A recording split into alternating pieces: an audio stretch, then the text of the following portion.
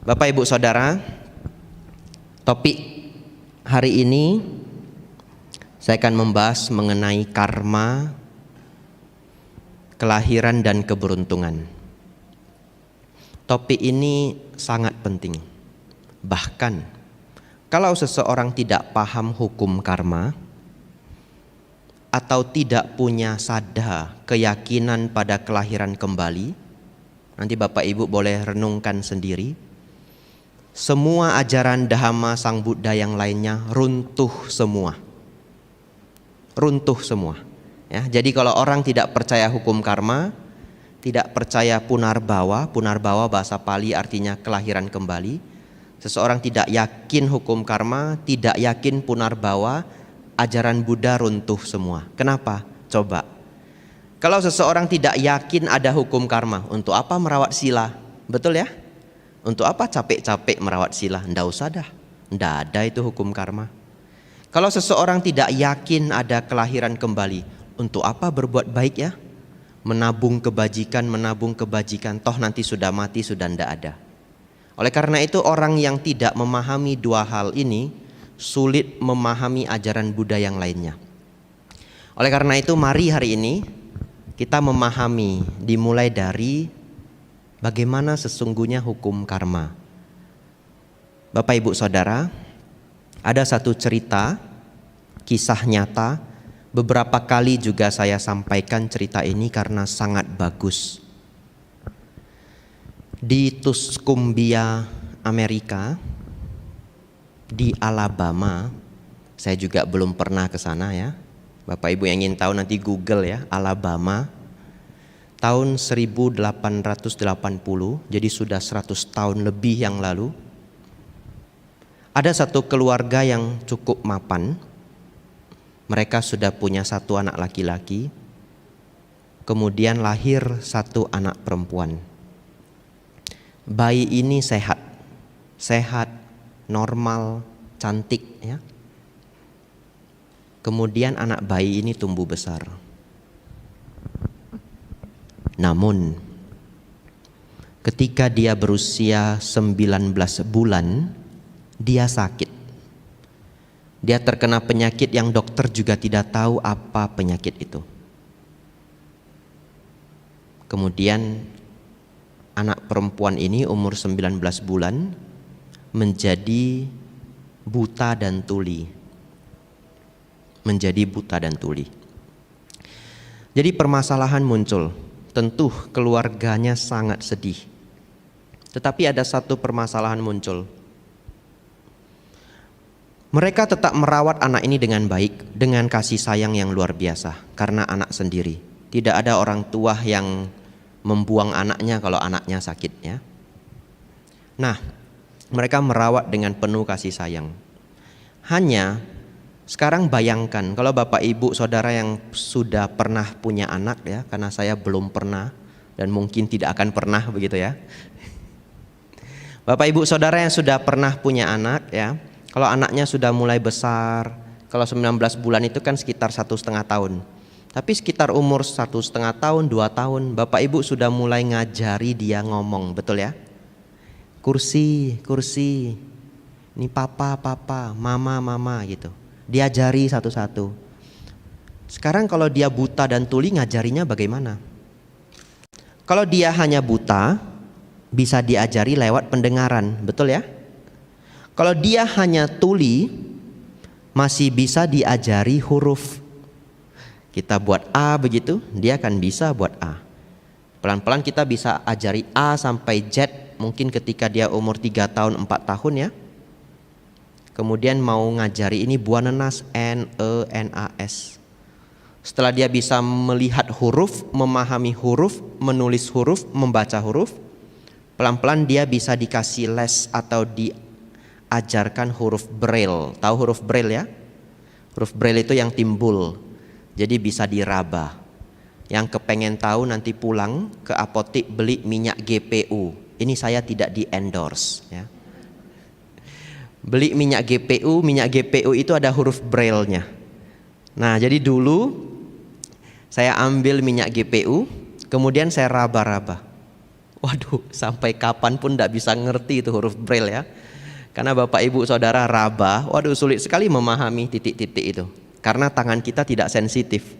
Tapi mereka yang tunanetra, ujung jari mereka menjadi sensitif. Konon katanya, bahkan orang tunanetra, kalau mereka megang uang, dari ujungnya, pegang ujungnya, tarik sampai ujungnya, dia tahu itu uang berapa.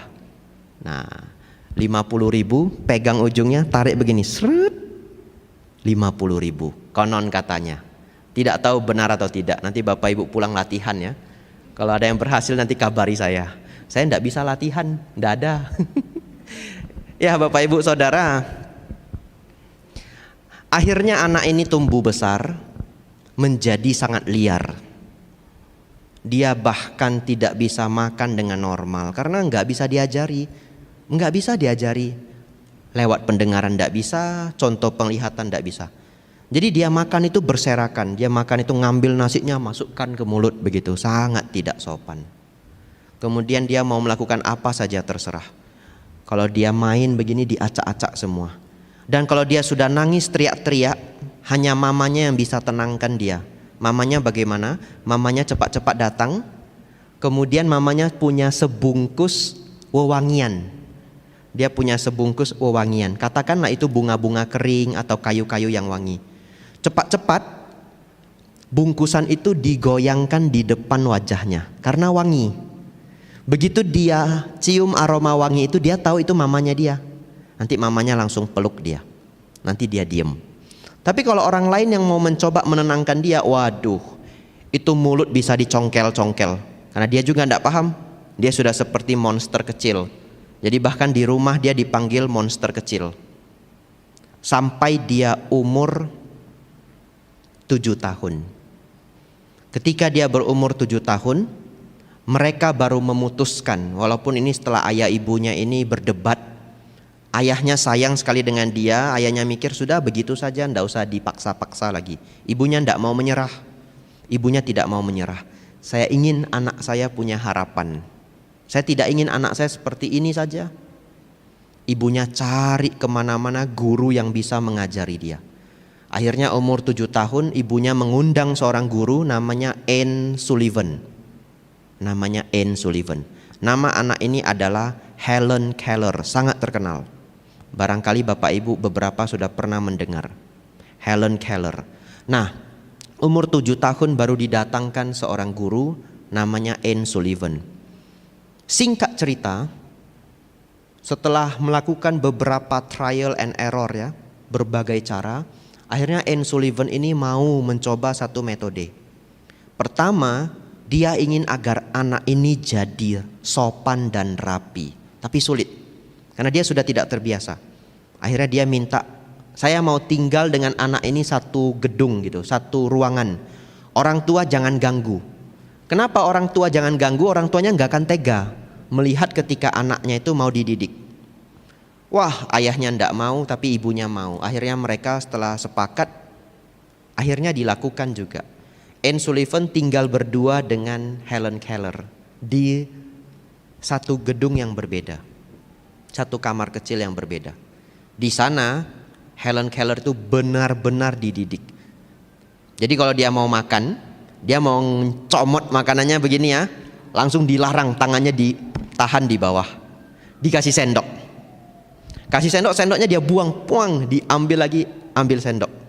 Diulang dari pagi sampai malam. Pokoknya kalau dia nggak mau pegang sendok itu ya dia nggak makan-makan. Tapi dia tahu di depan ada makanan karena tercium, karena terpegang. Akhirnya dia mengalah juga. Namanya anak-anak lapar ya. Pagi sampai malam sudah dibegitukan, dia mengalah juga, dia mau pakai sendok. Pelan-pelan sendok ini dipaksa dipegang keras-keras ya. Kemudian makanannya itu sambil dipaksa pelan-pelan dia masukkan ke mulut. Tapi dia sampai jahat, dia sebelum masukkan ke mulut dia lempar ke muka gurunya, lempar asal-asalan. Tapi ulang, akhirnya bisa. Intinya pelajaran pertama membuat anak ini jadi sopan, jadi lebih rapi, berhasil. Dia mulai tenang, mulai kalem. Tantangan yang kedua, bagaimana ngajari dia baca. Betul ya? Ini gimana ngajari dia baca? Huruf Braille dia bisa nyentuh, tapi gimana ngasih tahu kalau 2 titik artinya B, 2 titik artinya C, gimana ngasih taunya? Dia ndak bisa lihat, dia ndak bisa dengar, nggak ada inputnya. Akhirnya dicoba satu metode luar biasa. Setiap kali gurunya mau ngajari sesuatu, contoh ini kursi, kata kursi itu dihembuskan di kulitnya. Kursi. Jadi ini hembusan angin ini ada rasanya. Kursi ya. Nanti pulang coba sendiri ya. Kursi kata Bante ada rasanya begitu ya. Dicoba, satu-satu kata dicoba, berbulan-bulan tidak berhasil. Tapi satu ketika dia menyentuh air di depan tempat sumur yang pakai ungkit itu, sumur ungkit ya, tidak tahu namanya apa di sini. Kemudian air itu keluar, anak ini diajari kata pertama water, yang artinya air. Dan itu kali pertama dia bisa mengulang water, karena dia bisa bicara. Betul ya? Dia tidak bisu, tapi tentu suaranya tidak bagus. Water. Dan itu kali pertama dia bisa diberi input. Guru, orang tua, satu keluarga semua terkejut luar biasa. Sejak hari itu dia mulai diajari input. Kemudian dia pegang kunci. Setiap dia pegang sesuatu, dia cepat-cepat ngasih tangan ke gurunya. Anak ini cerdas. Jadi anak ini cerdas, dia hanya cacat saja. Dia pegang buku, cepat-cepat dia cari gurunya atau mamanya, dia kasih tangan. Nanti diajari buku. Satu-satu, hari ke hari, dia mulai mengenal ini semua, benda-benda dan namanya. Kemudian sudah mulai bisa diajari sign language, bahasa isyarat. Ini ada bahasa isyarat, pernah tahu ya? Nah, bahasa isyarat ini bagaimana ngajarinya? Gurunya buat bentukan tangan, kemudian dia memegang, jadi digenggam. Kemudian tangan dia itu diatur sampai mirip dengan yang tadi dibuat oleh gurunya. Pelan-pelan, dia bisa bahasa isyarat. Sangat luar biasa. Kisah nyata. Nama anak ini Helen Keller. Nah, Bapak Ibu Saudara, kita berhenti sebentar. Kita bahas hukum karma. Bapak Ibu Saudara, hukum karma, kalau kita bertanya kenapa Helen Keller ini bisa sakit umur 19 bulan, kenapa dunia begitu tidak adil, inilah cara bekerja hukum karma. Kalau seseorang pernah berbuat buruk di kehidupan yang lampau, maka di kehidupan ini dia akan merasakan buahnya atau akibatnya. Tapi hari ini yang ingin saya tekankan, bahwa nasib seseorang itu tidak hanya ditentukan oleh karma lampau. Tapi saya akan bahas mengenai karma lampau dulu. Karma lampau yang menjadikan kita lahir seperti ini hari ini, lahir di kota apa, wajah seperti apa, itu adalah hal yang memang tidak bisa kita ubah lagi, ya. Itu yang kita bawa dari kehidupan yang lampau. Seperti pada Helen Keller ini. Nah, saya lanjut dulu ceritanya, saya pikir nanti kita bahas lagi mengenai karma agar komplit. Kemudian Bapak Ibu Saudara, Helen Keller ini setelah dia bisa huruf Braille, bisa tulis, dia sekolah. Dia bisa ikut sekolah, tapi gurunya selalu nemani. Setelah dia tamat sekolah, dia mendaftar ke universitas umum, bukan universitas untuk blind and deaf ya. Kalau di Amerika itu ada blind and deaf school, itu sekolah untuk buta dan tuli, atau sekolah untuk orang tuli saja juga ada. Bahkan universitas-universitas top dari Yale University yang khusus untuk orang yang tunarungu itu juga ada. Tapi dia tidak gabung ke sekolah seperti itu, dia masuk sekolah umum. Dan luar biasanya Bapak Ibu mungkin terkejut, dia berhasil masuk Radcliffe College, Harvard University, salah satu universitas terbaik di dunia. Tapi Bapak Ibu barangkali bingung, ini belajarnya gimana dia? Betul ya? Belajarnya gimana? Dia harus selalu diikuti gurunya, Anne Sullivan. Jadi Bapak Ibu Saudara, gurunya ini akhirnya menjadi temannya, menjadi teman hidupnya sampai gurunya meninggal. Selalu di sisinya. Gurunya juga tidak menikah. Nah, setiap dosen mengajar, nanti gurunya itu akan memberi sign language, ya, dalam bentuk-bentuk jari dan tangan ini ditempelkan ke punggungnya. Jadi ibaratnya kalau di sini ya, sambil dosen mengajar, gurunya itu kasih sign di sini. Sebenarnya ada video YouTube-nya, tapi tidak saya siapkan. Nanti yang penasaran tulis sendiri di Google, Helen Keller, L-nya 2. Nah, di situ dia belajar. Dan akhirnya dia lulus dari universitas. Tidak hanya lulus, dia sangat berprestasi. Dia buat banyak buku, banyak pidato sepanjang hidupnya, dan juga banyak tulisan-tulisan ilmiah. Akhirnya dia jadi seorang pengacara pelindung hak asasi manusia. Dan sepanjang hidupnya dia diundang untuk acara sangat besar, bahkan bertemu presiden-presiden dunia di 35 negara. Jadi Bapak Ibu Saudara, dari sini kita belajar bahwa Helen Keller ini lahir dengan karma buruk. Betul ya? Setelah lahir umur 19 bulan jadi buta dan tuli. Tapi nasib kehidupan seseorang itu tidak hanya ditentukan oleh karma buruk masa lampau. Karena nasib itu adalah perpaduan. Jadi hari ini kita harus belajar, nasib itu adalah perpaduan antara kehidupan lampau, karma kehidupan lampau, dan karma kehidupan ini. Karma itu artinya sesuatu yang sengaja kita lakukan melalui pikiran, ucapan, dan perbuatan. Yang sengaja dilakukan melalui pikiran, ucapan, dan perbuatan. Nah, yang sengaja dilakukan itulah membuahkan karma di masa yang akan datang. Nah, apa contoh karma atau buah karma di masa lampau yang sudah tidak bisa kita ubah? Contoh wajah. Kita lahir wajahnya begini, betul ya? Kalau kita bisa atur ini, wah mungkin saya aturnya ini wajahnya Jay Chou gitu ya. Atau wajahnya pilih kayak Andy Lau begitu. Tapi saya dapat wajah begini. Tapi jadi biku tidak ganteng-ganteng sekali, bagus juga begitu ya. Tidak repot ya. Kalau biku terlalu ganteng susah. Nanti sering dicat, Bante sudah makan. Wah ribet saya. Kemudian kita lahir sehat atau tidak, itu berhubungan dengan karma lampau. Ada orang mungkin kurang beruntung, lahir organ tubuhnya ada yang cacat.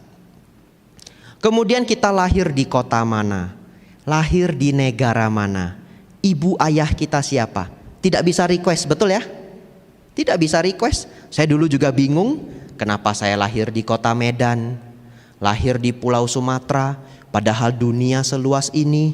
Saya benar-benar heran. Lahir jadi minoritas, kemudian agama saya 0,7% saja. Agama Buddha cuma 0,7% di Indonesia. Saya di Thailand sering ditanya, Tan Kap, di Indonesia Chao Put miกี่%? Itu bahasa Thainya. Auso, kalau yang lebih senior ya, Auso itu artinya sahabat. Biku senior manggil biku junior. Auso, di Indonesia itu umat Buddha ada berapa persen? Saya jawab gurunya 0,7%. Mereka pasti terkejut, 0,7%. Karena di Thailand agama Buddha itu 90%. Orang Thai itu 80 juta jiwa. Jadi kalau kita ke Thailand itu terbalik. Kalau di Indonesia susah cari biku, susah ketemu wihara, betul ya? Tapi kalau ke Thailand setiap sudut ada biku. Kalau pagi-pagi ke pasar biku di mana-mana karena pindah patah. Kemudian kalau kita ke Thailand itu hampir setiap jalan itu ada wihara. Nah, jadi ada memang buah karma lampau yang sudah tidak bisa kita ubah. Tidak bisa lagi kita ubah, kita lahir sudah begini. Tetapi nasib seseorang tidak hanya berhubungan dengan karma kehidupan lampau. juga ada karma kehidupan ini. Dan karma kehidupan ini sangat penting. Itu yang menentukan nasib Bapak Ibu Saudara di masa yang akan datang. Jadi apa yang kita lakukan hari ini menentukan yang akan datang. Jadi oleh karena itu kadang ada orang yang mungkin dalam kehidupannya dia kurang sukses. Dia lahir di keluarga yang kurang mapan. Tapi dia terus menyalahkan karmanya. Ini karma lampau saya, karma lampau saya. Tapi dia tidak mau mengubah yang hari ini, maka dia tidak bisa kemana-mana. Dia akan terperangkap dalam kesulitan itu terus. Tapi sebaliknya sesungguhnya, coba kita renungkan bersama. Kalau ada seorang anak terlahir cerdas, IQ-nya lumayan tinggi, itu karma masa lampau, betul? Terlahir cerdas, tidak terlahir cerdas itu masa lampau, tidak bisa request. Saya kalau bisa request, saya minta sepintar Newton begitu ya, sepintar Dr. Stephen Hawking ya. Tapi kita tidak bisa request. Tapi kalau anak yang terlahir cerdas ini tidak rajin belajar, kemudian minggu depan mau ujian, dia tidak mau belajar, mungkin tidak nilai ujiannya bagus.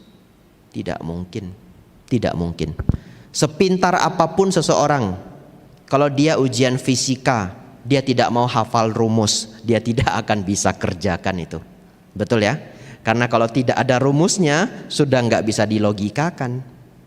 Sepintar apapun seseorang ya, kalau dia ujian misalkan matematika, dia tidak mau ngerti hukum dasar aljabar misalkan, wah dia bingung sekolah, bingung semua waktu dia ujian.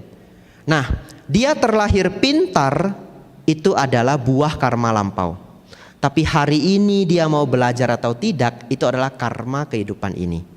Bapak Ibu Saudara, kalau Bapak Ibu ingin punya kehidupan yang baik, perlu perpaduan dua ini, yang lampau dan yang saat ini. Tapi karena yang lampau sudah tidak bisa kita ubah, maka kita fokusnya yang saat ini. Yang saat inilah yang menjadi yang terpenting. Satu cerita lagi mengenai Punarbawa, kelahiran kembali. Ada seorang doktor namanya adalah Ian Stevenson, sangat terkenal sebenarnya di dunia Buddhis. Barangkali atas Silani pasti pernah mendengar Ian Stevenson. Nah, Dr. Ian Stevenson ini sangat tertarik dengan penelitian mengenai past life atau kehidupan lampau. Kenapa demikian? Dia seorang psikolog. Selama dia menjadi psikolog, dia sering mendapatkan pasien anak-anak yang bermasalah. Karena kalau di negara modern, anak-anak kalau lambat belajar atau lambat ngomong atau hiperaktif, autis, mereka akan bawa ke psikolog. Ternyata Dr. Ian Stevenson sepanjang hidup beliau, sepanjang beliau menjadi psikolog, beliau sering ketemu anak-anak yang mengaku masih ingat apa kehidupan lampaunya. Jadi bahkan ada seorang anak namanya Barbara, dia datang dia ngomong, saya bukan Barbara, nama saya N. Ini orang tua ini bukan orang tua saya tidak tahu mereka siapa. Jadi Bapak Ibu Saudara, kalau hari ini Bapak Ibu tidak bisa mengingat kehidupan lampau Bapak Ibu, bersyukurlah. Karena kalau Bapak Ibu masih ingat, waktu tiba-tiba sudah umur 2-3 tahun, lihat orang tuanya, kita jadi bilang, kamu bukan mama saya. Seingat saya kamu bukan mama saya. Wah, berabe ya. Nah, ada seorang anak. Nah, Dr. Ian Stevenson selama melakukan penelitian, ada satu kasus yang unik. Walaupun sepanjang hidupnya dia merekam 25.000 kasus. Dan dia menulis beberapa buku yang akhirnya menjadi cukup terkenal.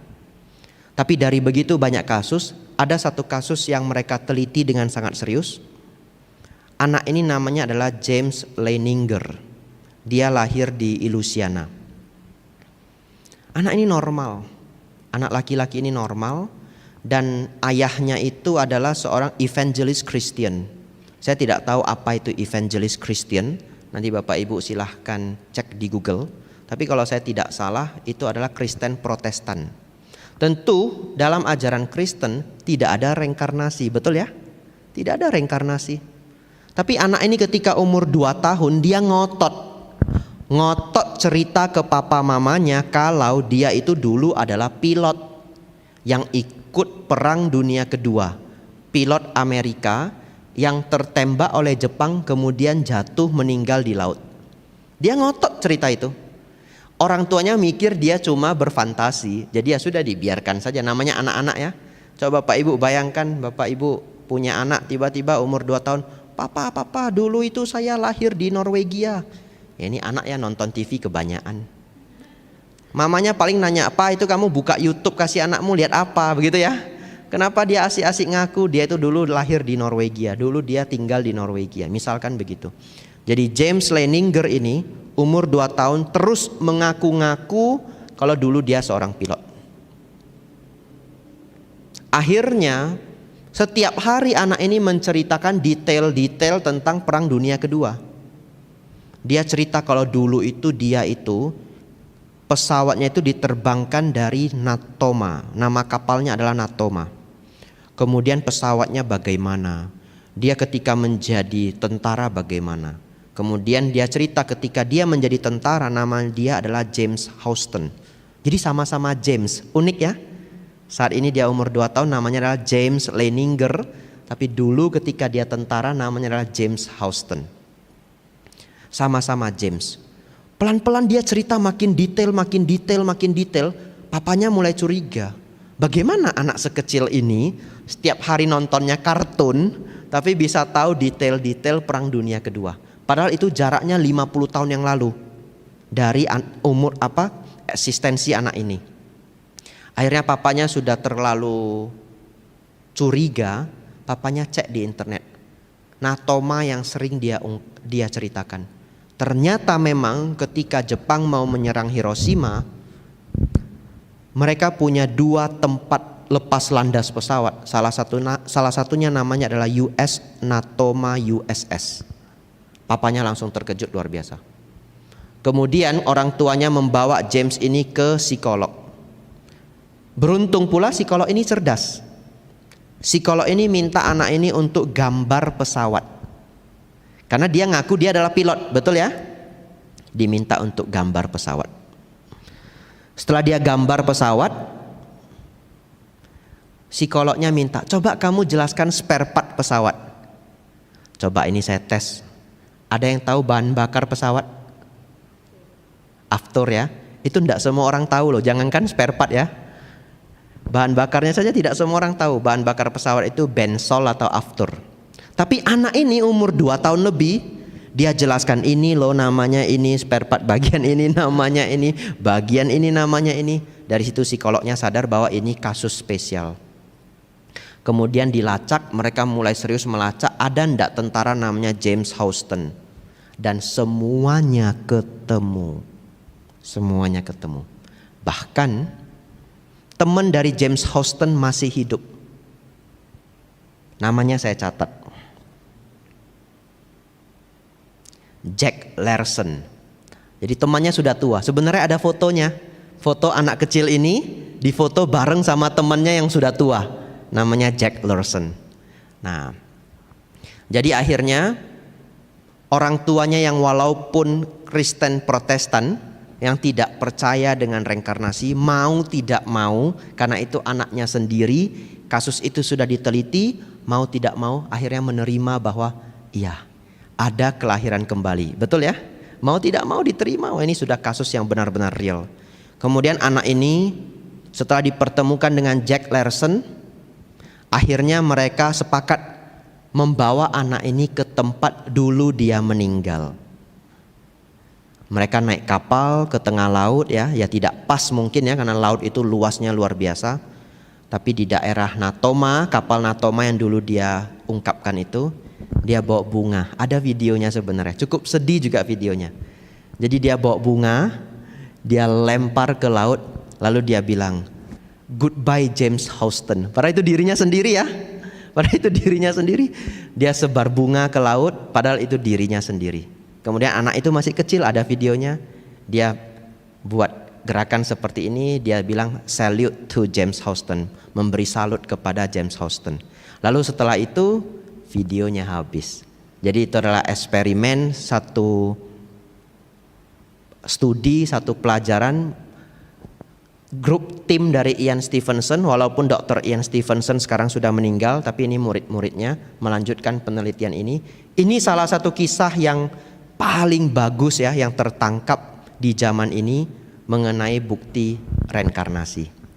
Bapak Ibu Saudara, kita sangat beruntung.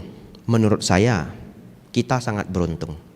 Kalau kita memahami hukum karma itu sangat sederhana Bapak Ibu. Kalau kita memberi kebahagiaan, kebahagiaan akan kembali pada kita. Ya. Seseorang yang berbuat baik akan berbuah kebahagiaan. Seseorang yang berbuat buruk akan berbuah penderitaan. Ya. Seseorang berbuat baik akan berbuah kebahagiaan. Seseorang berbuat buruk akan berbuah penderitaan. Hukum karma begitu sederhana. Kita memahami itu rahasia alam. Coba bayangkan kalau dulu Helen Keller itu paham hukum karma. Hari ini dia tidak terlahir buta tuli, betul ya? Dia tidak menjadi sakit, karena dia pasti akan dengan hati-hati merawat sila. Kemudian kita beruntung Bapak Ibu, kita paham bahwa ada kelahiran kembali. Dengan kita paham ada kelahiran kembali, hidup kita menjadi hati-hati. Kita mau merawat sila, mau berbuat kebajikan. Bapak Ibu hari ini mau datang ke wihara belajar dhamma, agar Bapak Ibu bahagia di kelahiran ini, bahagia di kehidupan ini, bahagia lagi di kehidupan yang akan datang. Satu ketika ada seorang Brahmana datang mencari Sang Buddha. Kemudian dia bertanya ke Sang Buddha, pertanyaannya bagus sekali. Sang Buddha, jadi dia bukan Buddhis, jadi dia tidak panggil Sang Buddha dengan sebutan Bhante. Jadi kalau kita baca sutta, yang manggil Bhante itu hanya umat Buddha. Tapi dia bukan umat Buddha. Dia hanya Brahmana yang ingin ketemu Sang Buddha. Jadi dia panggil Sang Buddha dengan sebutan Samana Gotama. Jadi dia menghadap Sang Buddha, dia kemudian bertanya, Samana, Anda mengajarkan mengenai hukum karma. Tapi bagaimana kita tahu hukum karma itu benar atau tidak? Bagaimana kalau setelah saya berbuat banyak kebajikan ternyata kelahiran yang akan datang itu tidak ada? Bagaimana? Nah, dia agak skeptis ya, tidak gampang percayaan. Sebenarnya salahnya dia ya, karena dia tidak bisa melihat kehidupan lampau. Sebenarnya kalau ingin membuktikan apakah kehidupan lampau itu benar atau tidak, selain dari kisah-kisah bukti penelitian, cara yang terbaik adalah dari meditasi, betul ya? Masuk ke dalam meditasi, kemudian pikiran menjadi sangat terpusat. Ya tentu manusia pada umumnya tidak bisa melakukan ini, tapi kalau samadinya sangat kuat, dia bisa melihat kelahiran yang lampau. Tapi Sang Buddha menjawab dia dengan sangat baik, sangat baik. Sang Buddha menjawab demikian, oh Brahmana, apabila seseorang berbuat buruk, berbuat baik dulu. Apabila seseorang berbuat baik di kehidupan ini, maka apabila ternyata kelahiran kembali itu tidak ada, maka sepanjang dia berbuat baik di kehidupan ini, dia bahagia di kehidupan ini. Dan kalau kehidupan yang akan datang itu benar-benar ada, maka dia juga berbahagia di kehidupan yang akan datang. Tapi kalau seseorang berbuat buruk di kehidupan ini, maka dia akan menderita di kehidupan ini. Dan kalaupun kehidupan yang akan datang itu benar-benar ada, maka dia akan menderita lagi di kehidupan yang akan datang. Maksudnya bagaimana? Jadi Sang Buddha mengikuti pemikiran skeptis orang ini yang tidak percayaan. Sang Buddha menjelaskan, kalaupun Anda ragu, tapi Anda memilih jadi orang baik, maka Anda setidaknya bahagia di kehidupan ini. Kenapa? Karena kalau kita berbuat baik ya, kita akan bahagia. Bapak Ibu pernah tidak setelah membantu orang kemudian merasa bahagia? Pernah. Bapak Ibu pernah berpikir enggak setelah traktir temannya makan, teman kita jadi lebih akrab dengan kita? Betul? Itu adalah buah langsung, tidak perlu menunggu kehidupan yang akan datang. Bapak Ibu dulu mendapatkan orang tua yang baik. Hari ini Bapak Ibu merawat orang tua Bapak Ibu, betul ya? Coba dapat orang tua yang jahat, sedikit-sedikit anaknya digetok kepalanya, sedikit-sedikit anaknya digetok kepalanya. Ini mohon maaf kalau orangnya mendengar. Saya dulu pernah di Jakarta didatangi seorang ibu membawa anaknya sudah menjadi gila. Mohon maaf. Karena papanya sering jedot kepalanya ke dinding. Ini kisah serius. Jadi akhirnya saya ketemu anak ini di Dharma Ratna, sudah besar, mungkin sudah umur 21, 20. Dan dia benar-benar menjadi sakit. Katanya papanya itu sering jedot kepalanya ke dinding. Satu hari terlalu keras sampai dia pingsan. Saya masih berpikir, benar nggak ya dia sakit? Kemudian saya menunggu dia duduk di depan saya ajak ngomong, dia takut sekali. Melihat saya juga takut sekali. Kemudian tahu tidak, di samping saya itu adalah segar ya, larutan kaki 3. Ketika saya buka botol larutan kaki 3 itu kan ada suaranya krek gitu ya. Dia terkejut sampai nangis. Jadi bayangkan trauma yang muncul dalam dirinya. Nah, Bapak Ibu Saudara, kita kembali ke memahami hukum karma dari Brahmana ini. Sang Buddha menggunakan perspektif dia. Kalau Anda berbuat baik di kehidupan ini, Anda berbahagia satu kali. Karena berbuat baik di kehidupan ini, bahagia di kehidupan ini. Dan kalau ternyata kehidupan yang akan datang ada, Anda berbahagia lagi satu kali. Betul ya? Berarti kalaupun tidak ada, dia untung satu kali. Kalau benar-benar ada, untung 2 kali. Tapi kalau Anda berbuat buruk, begitu Anda berbuat buruk di kehidupan ini, Anda sudah rugi 1 kali. Karena orang yang berbuat buruk itu sebenarnya dapat banyak penderitaan. Hanya kadang dia tidak sadar. Contoh, seseorang yang pernah mencuri 1-2 kali kemudian tersebar, bisa dia dipercaya orang lagi? Gak bisa. Dia sudah sulit berbisnis untuk seumur hidupnya. Apalagi zaman sekarang. Kalau zaman dulu ya, dipecat secara tidak hormat, masuk koran. Kalau korannya koran analisa di kota Medan, yang tahu hanya orang Medan, dia bisa lari ke Balikpapan, betul ya? Dia bisa lari ke Balikpapan, tiba-tiba tinggal dekat sini. Bapak Ibu enggak tahu dia pernah mencuri. Tapi zaman sekarang kalau ada berita itu kadang di-share di Facebook. Wah, gawat. Oleh karena itu seseorang berbuat buruk, dia sudah menderita dulu, dia sudah rugi dulu 1 kali di kehidupan ini. Dan bagaimana kalau ternyata kehidupan yang akan datang benar-benar ada, maka dia rugi 2 kali. Dia bisa terlahir lagi di alam yang menderita, ataupun lahir di alam manusia kurang beruntung. Bapak Ibu Saudara, bagian yang terakhir ya. Karena tadi janji sebenarnya lewat enggak apa-apa kata Tasilani, tapi ceramahnya sekitar 45 menit. Terakhir, judul kita hukum karma, kelahiran kembali dan keberuntungan. Ini yang ditunggu-tunggu nih, Bante gimana biar hoki, begitu ya? Ini ditunggu-tunggu dari tadi, Bante gimana biar hoki. Ya, Bapak Ibu Saudara, ini ada satu fenomena. Saya ajak Bapak Ibu untuk merenung. Satu fenomena. Di masyarakat, semua orang senang berdoa. Setiap agama masing-masing juga punya cara berdoanya masing-masing. Waktu saya kecil saya sering ke kelenteng, ikut mama. Nah kalau di kelenteng itu orang pasti doa meminta-minta, betul ya? Pernah nggak berpikir begini? Kenapa ya? Ada orang yang berdoa terkabul, ada orang yang berdoa tidak terkabul. Karena dulu waktu saya di Medan ada kelenteng Kwan Kong, terkenal sekali, sangat terkenal. Ada yang pernah ke Medan? Belum pernah, enggak apa-apa. Ya setidaknya orang Medan datang ke Balikpapan gitu. Nah, di kelenteng Kwan Kong itu, kalau Bapak Ibu ke sana Ceit Capgo, hari Uposata, Bapak Ibu pasti menangis. Ya, tahu kenapa menangis? Dupanya terlalu banyak, pasti menangis, air mata keluar. Aduh, dupa di mana-mana, saking terkenalnya. Nah, waktu itu ada seorang AI tua. Setiap saya ke sana, pasti AI itu ada. Dan dia doa yang paling lama. Entah apa saja yang dia minta saya tidak tahu. Panjang sekali doanya. Lalu saya heran, ini AI doanya paling lama, datang paling rajin, kok tidak terkabul-terkabul ya doanya ya. Betul ya?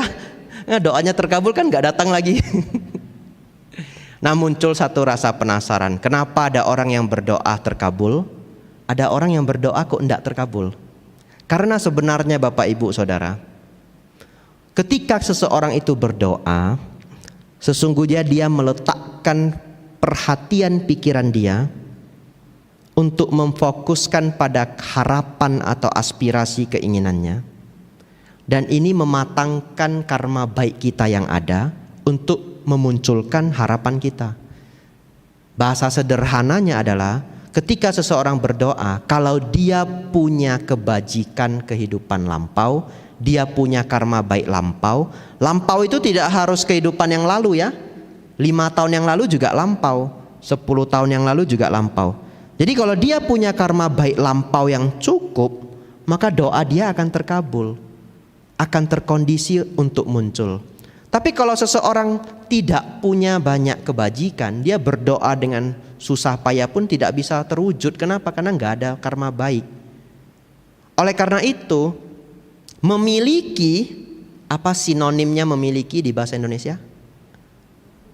Punya ya, mempunyai. Punya itu bahasa Pali, artinya kebajikan. Jadi kalau Bapak Ibu punya sesuatu, itu punya itu karena dari kebajikan. Makanya sinonim dari orang kaya adalah orang punya. Orang punya itu apa? Orang yang punya, orang yang berkebajikan. Karena apa yang kita punya itu adalah hasil kebajikan. Ini ada cerita menarik sekali, sangat menarik. Diceritakan langsung oleh Bante Panyawaro ya. Satu ketika beliau cerita ke saya, setiap pagi dan sore Bante Panya itu selalu keliling wihara.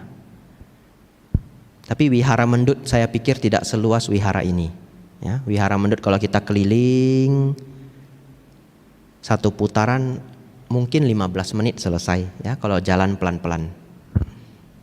Nah setiap pagi beliaunya keliling. Tapi pagi itu beliau turun ke ruang tamu, kemudian mau membuka gorden,